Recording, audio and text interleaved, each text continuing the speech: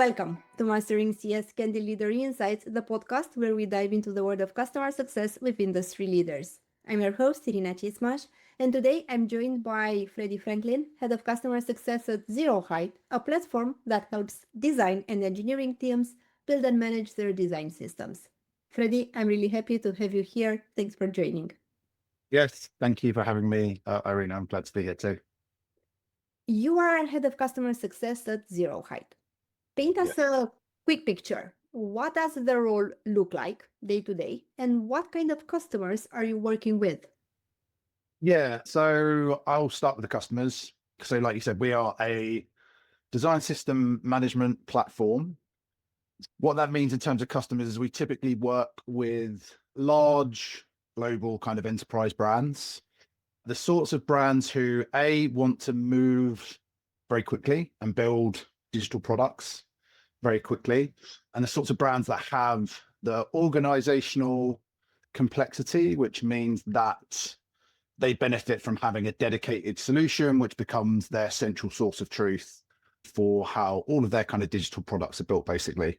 So they're the sorts of brands whereby they might have hundreds or even thousands of digital designers, and if they don't have a central place where they can understand how this component's used, that component's used, then their products drift, they become inconsistent, and ultimately like the UX suffers as a result of that. So our platform plugs like a really valuable gap for those types of customers specifically. It's a lot of Fortune 500 brands, a lot of Fortune 100 brands as well. So yeah, really, really great customers. I think it's something that's really appealed to me when I moved over to zeroheight.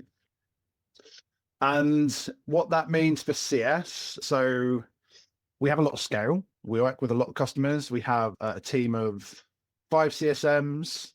They're doing a lot. They are managing customers. That we have a high touch program. We have a low touch program. They are dealing with a lot of custom meetings, understanding their goals, what they're trying to achieve, how our product can best support that. We're also trying to support that with automation, helping to understand maybe where customers are getting stuck, some opportunities for them to use more of the product, get more value. And yeah, outside of that kind of high touch program delivery, also trying to support that through things like email automation and in product stuff as well. And in that setup, what do you spend most of your time on? What takes most of your day? Yeah, what do I spend most of my time on? That's a really good question.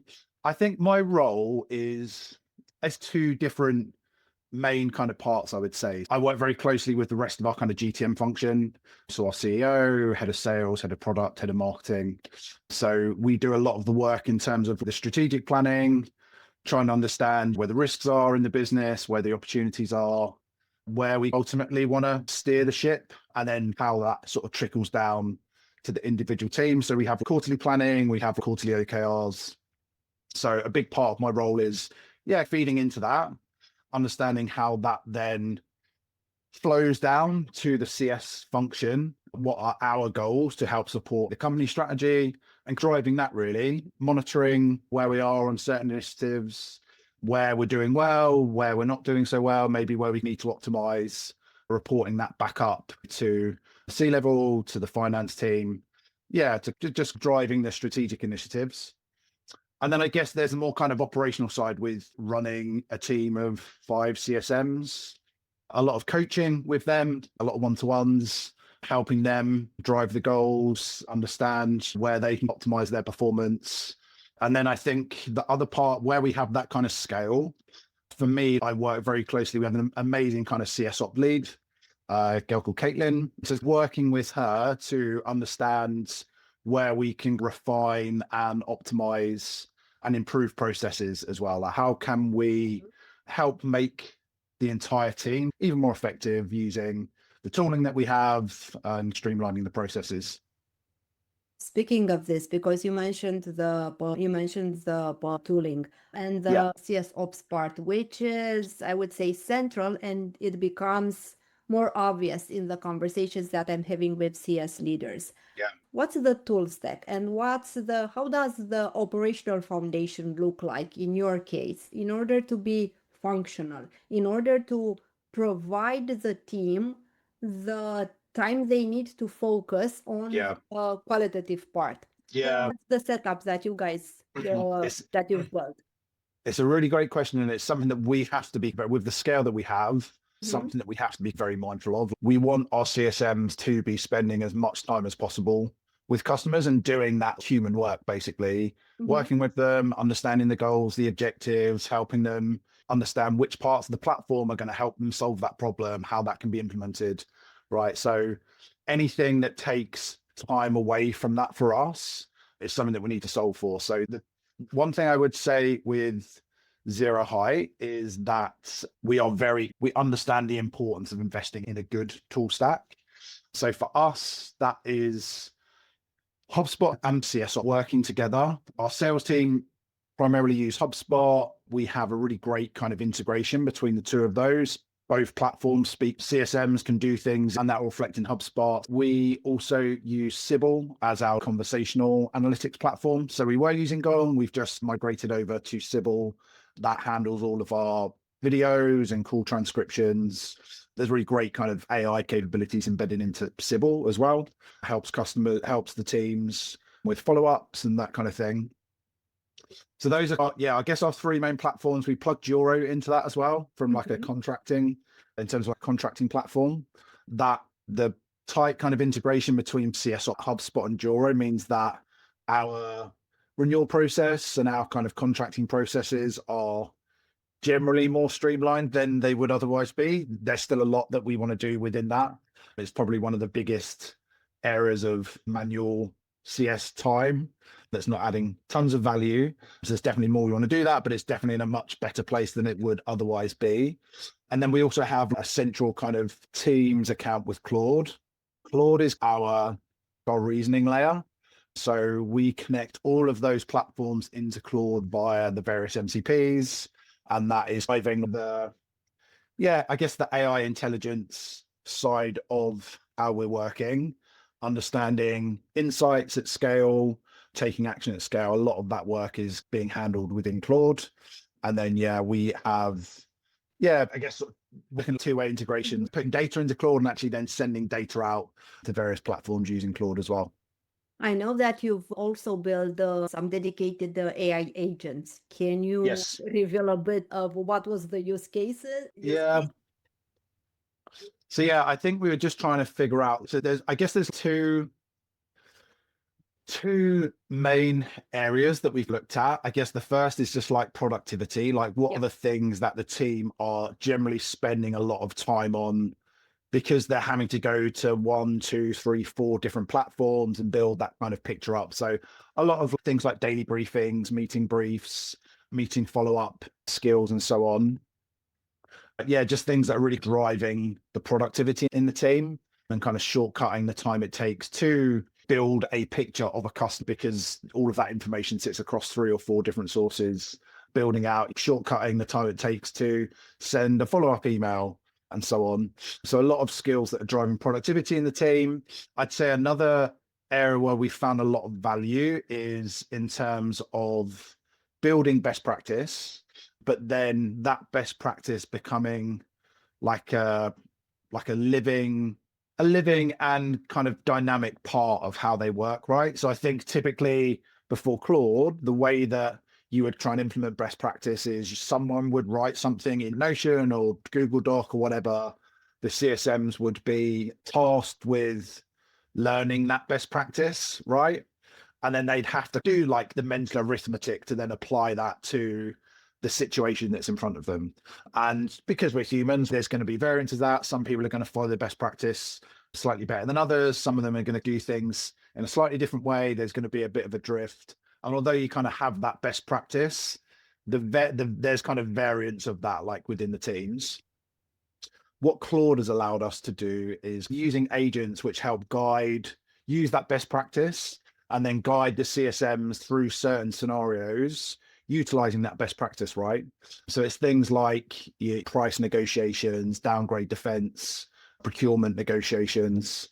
I can set this best practice up, and then the CSMs can not only self-serve that, but they can also, follow it in a much more kind of consistent way. I think it was from Whale, I heard there was a phrase that really stuck with me. It was like, you no longer follow best practice follows you. And for me, that like perfectly describes what we've set up in Claude. Actually, they don't need to remember the best practice. Like they actually have that agent who is helping them follow through on that best practice using those Claude skills. Awesome. Now I want to go back to you. You and your role. You stepped Yeah. into a headset at Zero Height just over 1 year ago, Yeah. after nearly 8 years at Kaisa.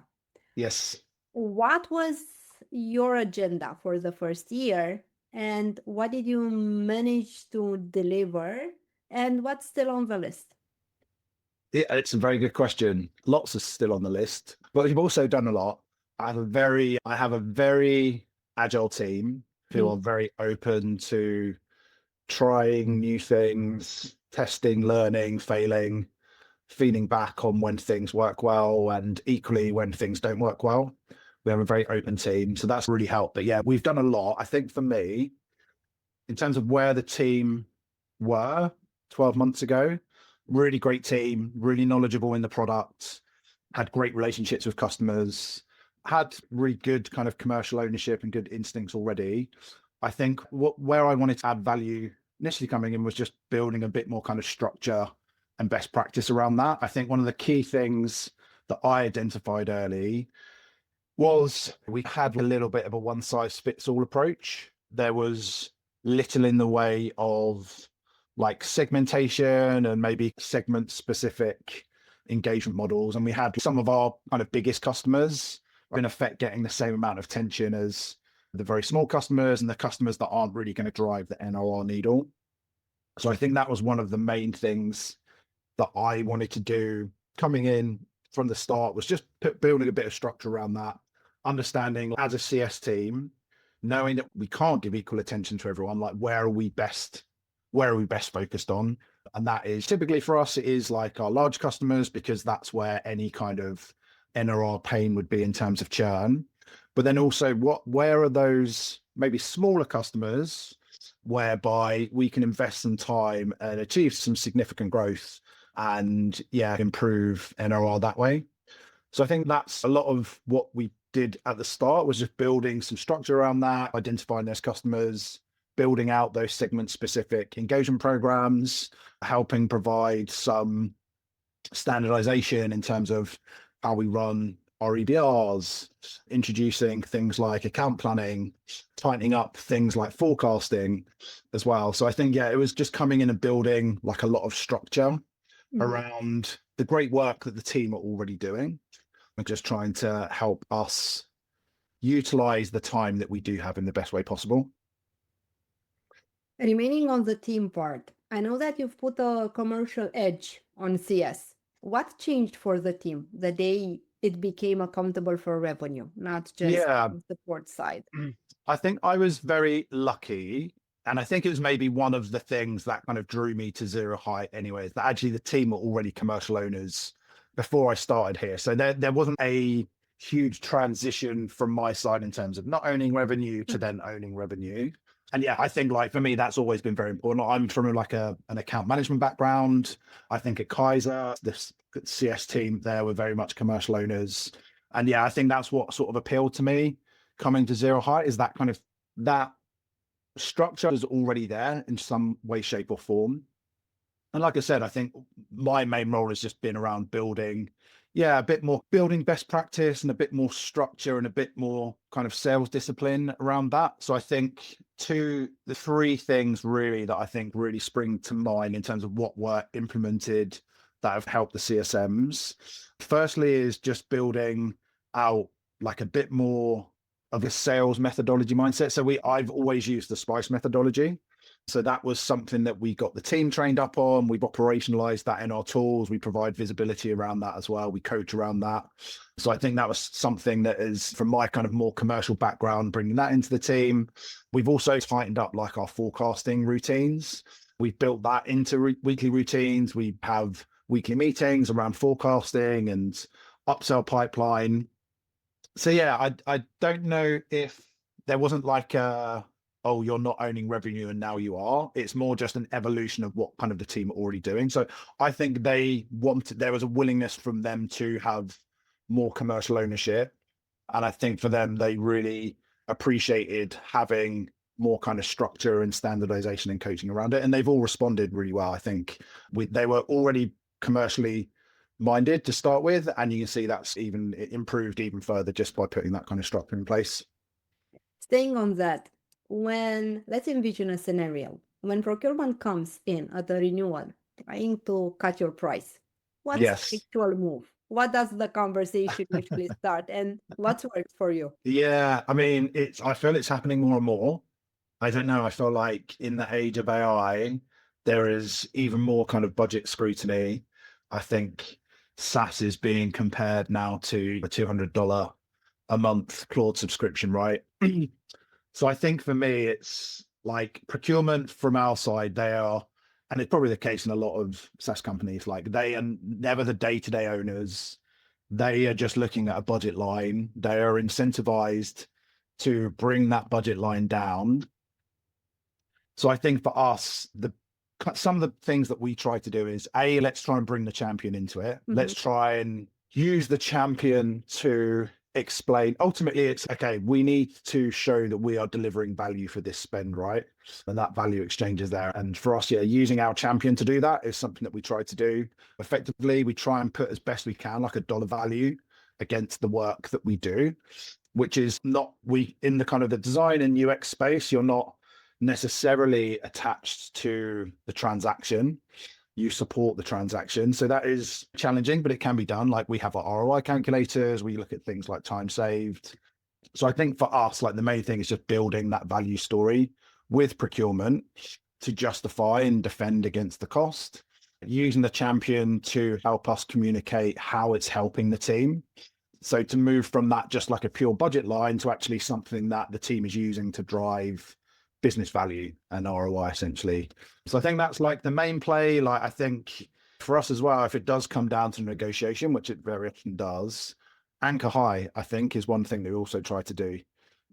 Start at the highest point and then negotiate down from there. I think one thing that we aim to do is, okay, if budget is something that is a problem and we need to bring the cost down, what is it that needs to be removed rather than just discounting for the sake of discounting?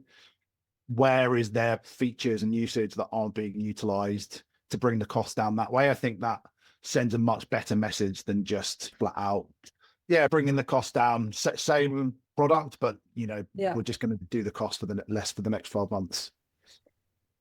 To wrap things up, you've spent close to a decade in CS.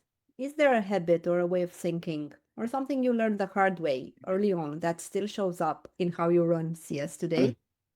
Yeah, do you know what? It's probably really cliche now, but one thing that has always stuck with me, and this is something that we were onboarded onto when I was an account manager in my first sales roles, was Simon Sinek's Golden Circle. Everyone, right? It's been around the block. But I think for me, understanding the why is something that I've always tried to instill in myself and instill into my teams. I think that's why the SPICE methodology for me is something that really resonates with, because we are really trying to understand what is the pain that you're trying to solve. Let's understand that first before we show you how we're going to solve that with the product, right? Rather than going to features first and doing that sort of textbook feature dump. So I think, for me, Simon Sinek's magic circle is something that's just resonated with me throughout my career, and really trying to understand deeply the problem that our customers have that they want us to help them solve. And then I think alongside that as well, things like the 5 whys methodology. I think one thing that I always push my teams to do is, try and go 1 or 2 questions deeper than where you are. I think something that I see in a lot of CSMs is that we sometimes have the habit of taking the first answer and then trying to move on to our own agenda. Whereas actually, the more interesting information comes from maybe pushing once more or pushing twice more. I think if you understand what the product problem is and you can elevate that to, okay, how's this impacting their workflow and how is this impacting the overall kind of business objectives they're trying to achieve, I think if you can push the questioning to raise to that level, then ultimately you stand a much better chance at giving them a recommendation that's going to land, that they're going to see the value in. So yeah, I think the golden circle and then things like the 5 whys methodologies to deeply understand the why is something that's really stood with me throughout my career. Freddie, this was a really good conversation. Thanks for joining me. Yes, thank you, Irina. I really appreciate it. To everyone listening, thanks for tuning in. Until next time, stay curious, keep learning, and mastering customer success.